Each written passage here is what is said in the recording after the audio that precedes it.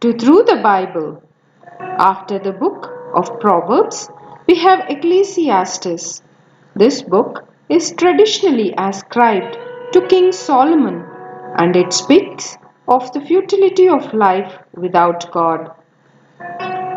Everything in the world, in and of itself, is worthless and empty apart from God.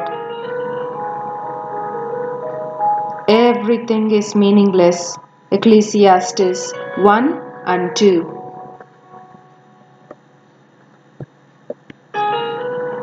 King Solomon was a man who had great power and riches. He could do anything he wanted and lived a very rich lifestyle full of all kinds of pleasures. He was a thinking man also and wrote about his life, his experiences, and how he felt.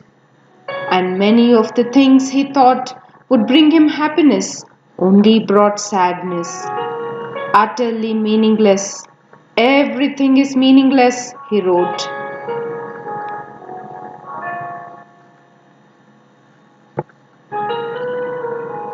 Solomon noted that everyone dies and that when you die, you lose all the things you have made and bought and owned.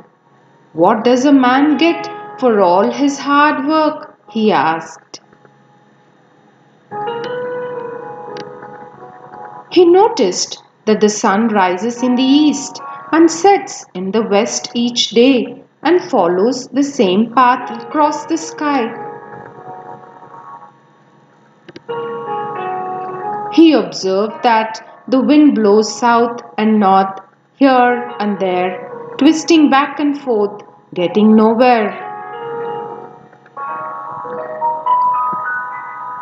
The rivers run into the sea, but the sea is never full, and the water returns to the rivers and then flows again to the sea. Everything is utterly weary and tiresome. No matter how much we see, we are never satisfied. No matter how much we hear, we are not content.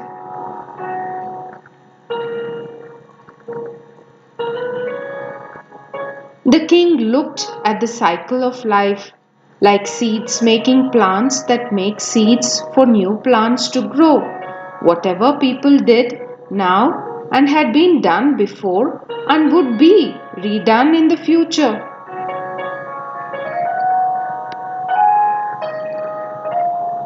Every generation forgot the one before it. Whatever people said was lost and said again by each new generation. The king tried to find meaning in things that made him laugh. Come now, be merry, enjoy yourself to the full. But he found that this too was futile. For it is silly to be laughing all the time. What good does it do?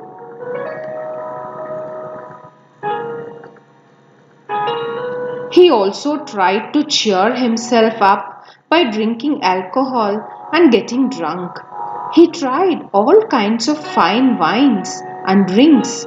Futile, he said.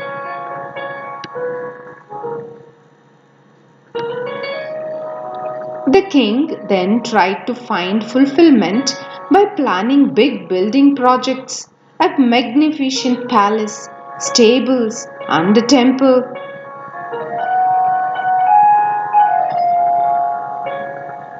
He built fine gardens and plantations, vineyards, gardens, parks, and orchards.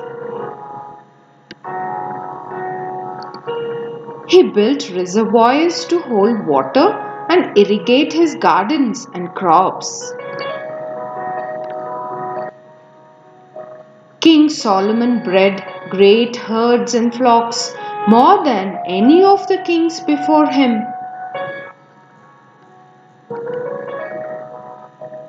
He collected silver and gold as taxes from many kings and provinces. He was the richest man on earth, but it did not bring him happiness. In the cultural arts, he organized men's and women's choirs and orchestras. Anything he wanted, he took and did not restrain himself from any joy. He even found great pleasure in hard work. He married many beautiful women, but he grew tired of them all, and they led him astray and away from God.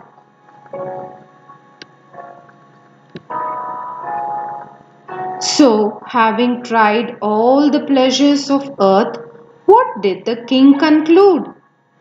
He wrote, "As I looked at everything I had tried, it was all so useless, a chasing of the wind, and there was nothing really worthwhile anywhere."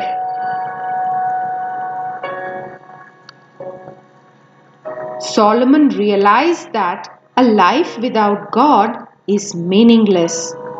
For who can eat or enjoy apart from him? He wrote. For God gives those who pleases him wisdom, knowledge and joy. Everything else is foolishness, like chasing after the wind.